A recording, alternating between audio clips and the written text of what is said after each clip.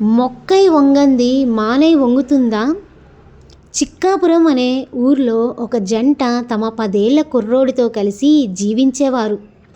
వాళ్ళ కుమారుడు ప్రతిరోజు పాఠశాలకి వెళ్ళేటప్పుడు చిరుతిళ్ళ కోసం డబ్బులు అడిగి తీసుకొని వెళ్ళేవాడు. తండ్రి మందలించటంతో తండ్రికి తెలియకుండా తల్లి ఎంతో కొంత ఇచ్చి పంపించేది. రోజు రోజుకి అతడు డబ్బులు ఇస్తే కానీ స్కూల్కి వెళ్ళనని మారం చేయటంతో విసుగు చెందిన తల్లి డబ్బు ఇవ్వడం మానేసింది. తరువాత ఒకరోజు తండ్రి చొక్కా నుండి డబ్బులు తీస్తుండగా తండ్రి గట్టిగా మందలించాడు. అప్పుడు తల్లి వెనకేసుకొని వచ్చింది.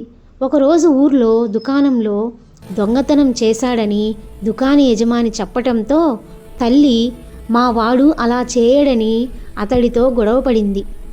తల్లి మాటలు విన్న కొడుకు తాను చేసింది తప్పు కాదని అనుకునేవాడు.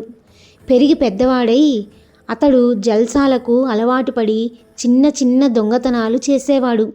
ఒకరోజు ఏదో పెద్ద దొంగతనం కేసులో పోలీసులు వచ్చి కుమారుణ్ణి తీసుకుపోతుంటే లబో దిబోమని బాధపడ్డారు. మొదటిసారి దొంగతనం చేసినప్పుడే గట్టిగా మందలించి ఉంటే సరిపోయేది కదా అని బాధపడ్డారు. పిల్లలు తప్పు చేసినప్పుడు ఆదిలోనే మందలించాలి, అప్పుడే మంచి మార్గంలో పెంచాలి. ఈ కథ వల్ల మీరేం నేర్చుకున్నారో కామెంట్ చేయండి. నచ్చితే సబ్స్క్రైబ్ చేసి లైక్ చేయండి.